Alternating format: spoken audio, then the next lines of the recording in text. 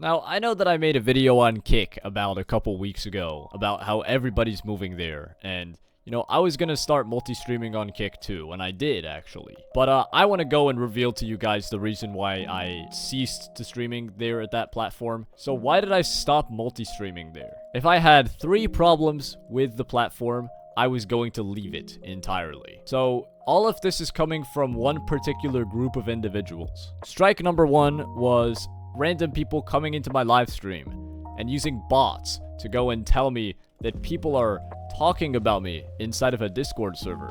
Whether they were or weren't is a completely different question, but they were advertising a Kick botting service. That was strike 1. Strike 2 happened a little bit later, like 2 days later. I was just streaming my usual regular gaming, and I noticed that I was getting harassed. And people were, spamming in my chat. The same people, by the way, who advertised that bot in strike 1. They were basically harassing me with these bots, telling me to go over to this guy's stream who was completely not actually a part of the situation. So they basically pinned the botting onto a random innocent person. I went over to that person's stream and, gave them advice on how to handle this situation. He had like 90 viewers due to the botting. And then these botting scumbags decided to pin the botting on me. So now it was like me harassing everybody. So then everybody started coming into my chat, telling me how big of a piece of shit I was for botting everybody and self-advertising, even when I didn't do a single thing. That was strike 2.